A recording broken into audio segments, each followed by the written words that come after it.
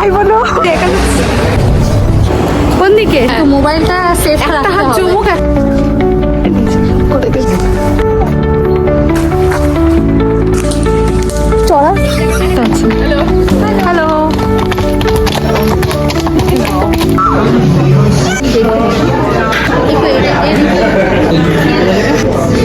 ওইদিকে তাকে তুমি এদিকে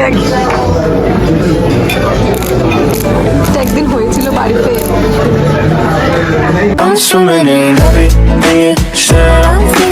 হ্যালো এভরিওয়ান, দোলনের ডায়েরির আর একটা নতুন ব্লগে তোমাদের সবাইকে স্বাগত।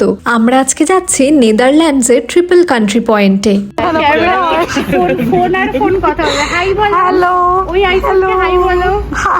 আর ও হলো ঋতুপ্রিয়া, জার্মানিতে আমার প্রথম বাঙালি বন্ধু। শিবমেরই অফিস কলিগ অভিজিৎ, ওরই ওয়াইফ ঋতুপ্রিয়া, ওরাও আজকে আমাদের সাথে যাবে। আমাদের বাড়ির কাছের পন্টোরের বাস স্ট্যান্ড থেকেই আমরা বাস ধরে নিলাম নেদারল্যান্ডসে যাওয়ার জন্য। জার্মানিতে আমরা যে শহরে থাকি সেটার নাম হলো আখেন, এবং আখেন থেকেই খুবই কাছে হচ্ছে নেদারল্যান্ডস।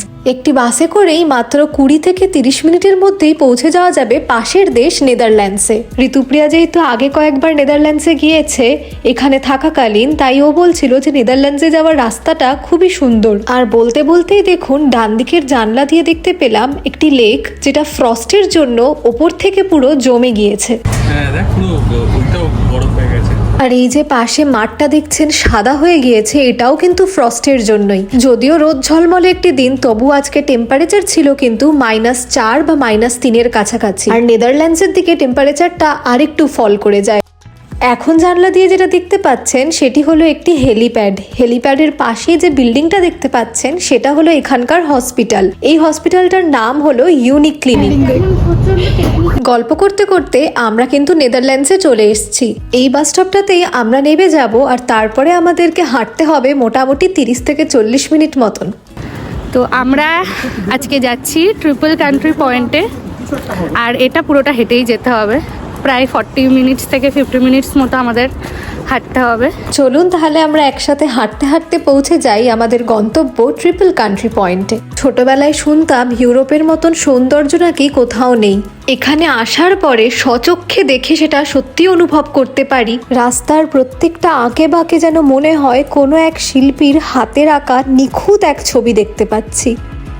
এইখানে যে চার্চটি দেখছেন এইটা এখানকার সব থেকে বড় চার্চ।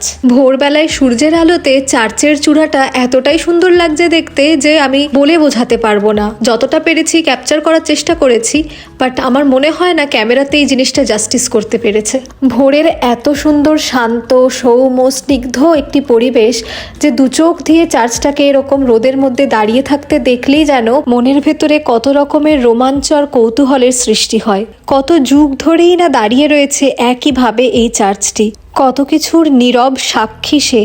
কালের স্রোতে পাল্টে যাওয়া যুগ পরিবর্তনের পরেও একইভাবে দাঁড়িয়ে রয়েছে এবং দৃঢ় কণ্ঠে জানান দিচ্ছে নিজের অস্তিত্বের।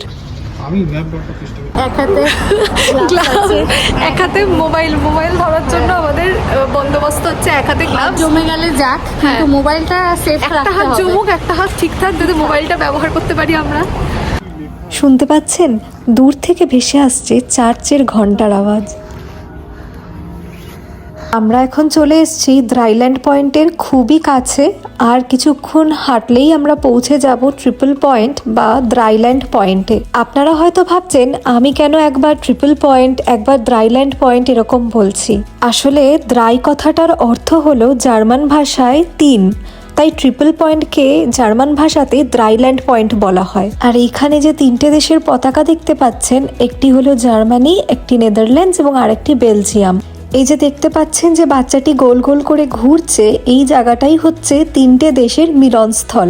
বি লেখা যে অংশটা দেখতে পাচ্ছেন সেটা হলো বেলজিয়ামের। এখন যে ডি লেখা অংশটি দেখতে পাচ্ছেন এটা ডয়েচল্যান্ড মানে জার্মানির। 3টে ভাগের মধ্যে দেখতে গেলে জার্মানি বা ডয়েচল্যান্ডই কিন্তু বেশিরভাগটা জায়গা জুড়ে আছে। অর্ধেকের ওপরই ডয়েচল্যান্ড রয়েছে এখানে। আর এই যে এখন দেখতে পাচ্ছেন NL লেখা আছে, এটার মানে হলো নেদারল্যান্ডস। সবাই এখানে ঘুরে ঘুরে ফটো আর ভিডিও নিচ্ছিল, তাই আমিও বাচ্চাদের মতন লাফিয়ে লাফিয়ে একটা মজার রিল বানিয়ে নিলাম। জার্মানির আখেন নেদারল্যান্ডসের মাস্ট্রিক আর বেলজিয়ামের এদিকে প্লমবার্স, এই তিনটের মিলনস্থলটাই হচ্ছে। নেদারল্যান্ডসের এই দিকে এত বেশি ঠান্ডা পড়ে যে এখানকার সব হোটেলেই ফায়ার প্লেসে সবসময় আগুন জ্বলতে থাকে। ড্রাইল্যান্ড পয়েন্টটা তো ঘোরা হয়েই গেল, এবার চলুন আশপাশটা একটু ঘুরে দেখি। আর আপনাদেরকে তো বলাই হয়নি, আমার বন্ধু ঋতুপ্রিয়ারও ইউটিউবে একটি চ্যানেল আছে।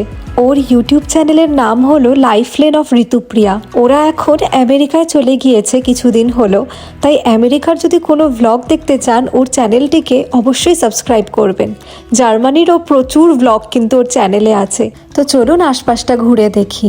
আপনারা অনেকেই হয়তো দার্জিলিংয়ের লামহাটা বলে একটি জায়গার নাম শুনেছেন। সেইখানে যেরকম বড় বড় দেবদারু গাছের বন আছে, এখানেও ঠিক সেরকমই একটি জায়গা খুঁজে পেলাম। কি অপূর্ব এক মায়াবী পরিবেশ। মাথা উঁচু করে আকাশের দিকে তাকালে যেন চোখ একেবারে ধাঁধিয়ে যাচ্ছে, আর পায়ের দিকে তাকালে দেখবেন সূর্য যেন গাছের আড়াল দিয়ে লুকোচুরি খেলছে। আর এই যে আর এক প্রকৃতি প্রেমিককে দেখো। ও, ওখানে মনে হয় হর্স রাইডিং পয়েন্ট আছে। হ্যালো।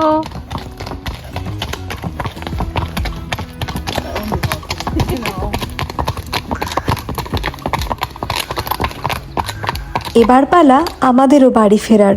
তবে ফেরার আগে দুপুরের লাঞ্চটা আমাদেরকে এখানেই সারতে হবে। এত ঘোরাঘুরি করার পরে যদি একটু ইন্ডিয়ান কোনো রেস্টুরেন্টে খাবার পাওয়া যেত তাহলে সব থেকে ভালো হতো। তবে এখানে কোনো ইন্ডিয়ান রেস্টুরেন্ট নেই, তাই অগত্যা আমাদের জার্মান রেস্টুরেন্টেই খেতে যেতে হবে। তাই ওরা তিনজন এখন ডিসকাস করছে যে কোন রেস্টুরেন্টে আমাদের গেলে সব থেকে ভালো হবে, কারণ জার্মান খাবারের টেস্ট তো আমাদের সাথে অতটা মিলবে না, আর খেতেও ভালো লাগবে না। তবুও খেতে তো যেতেই হবে লাঞ্চের জন্য। তো ফাইনালি আমরা এই রেস্টুরেন্টটাতে চলে এসেছি, আর এখানেই আমরা হালকা কিছু নিয়ে নেব। বিশেষ বেশি হেভি কিছু অর্ডার করব না, কারণ আমাদের তো সেরকম টেস্ট পছন্দ হবে না এদের খাবারের। তাই স্ন্যাক্সের মধ্যে যা কিছু হালকার মধ্যে হয় সেটাই নেব। আমরা এখানে অর্ডার করেছিলাম চিকেন নাগেটস আর তার সাথে পমেস। পমেস মানে আর কিছুই না, ফ্রেঞ্চ ফ্রাইজ বা আলু ভাজা। তো আমরা এখন সেটারই অপেক্ষায় বসেছিলাম, আর ওই দেখুন দূরে একটা মিষ্টি বাচ্চাকে দেখতে পাচ্ছেন। ওর মালিকদের সাথে এসছে এই রেস্টুরেন্টেই খেতে। আর ওই দেয়ালের ওপরে এই হরিণটাকে দেখুন। অতীতে কোনো এক সময় এটিকে শিকার করা হয়েছিল, বীরত্বের প্রমাণ হিসাবে এখন এটাকে দেয়ালের ওপর সাজিয়ে রাখা আছে। অ্যান্ড ফাইনালি আমাদের লাঞ্চও চলে এসছে, পমেস, স্যালাড আর তার সাথে চিকেন নাগেটস। তো চলো তাড়াতাড়ি এবার লাঞ্চটা সেরে নিই, আর তারপরেই কিন্তু বেরিয়ে পড়তে হবে, কারণ বেলা বাড়লেই টেম্পারেচার আরও কমে যাবে, আর রাতের দিকে কিন্তু মাইনাসে টেম্পারেচার চলে গেলে খুবই কষ্ট হবে বাড়ি ফিরতে। তাই তাড়াতাড়ি আমরা এখানে লাঞ্চটা সেরে নিয়ে বেলা পড়তে না পড়তেই বেরিয়ে পড়বো বাড়ির জন্য। তোমাদের আমার গপুকে মনে আছে?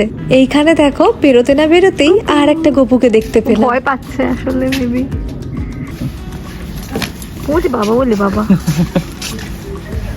আমাদের আজকের ট্রিপল কান্ট্রি বর্ডার পয়েন্ট ঘোরা এবং নেদারল্যান্ডসে আসা পুরোটাই সার্থক হলো। যদিও টেম্পারেচার মাইনাসে ছিল, তবুও রোদ ঝলমলে দিন থাকার জন্য আজকে কিন্তু ঘুরতে আমাদের কোনো রকম অসুবিধা হয়নি। এবার পালা নেদারল্যান্ডসকে টাটা করে দিয়ে জার্মানিতে ফিরে যাওয়ার। আমরা এখন বাসের জন্য অপেক্ষা করছি, বাস আসলেই আমরা ফিরে যাব আমাদের বাড়িতে। নেদারল্যান্ডস ঘোরার এই ব্লগটা এখানেই শেষ করছি। তোমরা কমেন্টে অবশ্যই জানিও তোমরা কে কোথা থেকে আমার ভিডিও দেখছো এবং এই ব্লগটা তোমাদের কেমন লাগলো।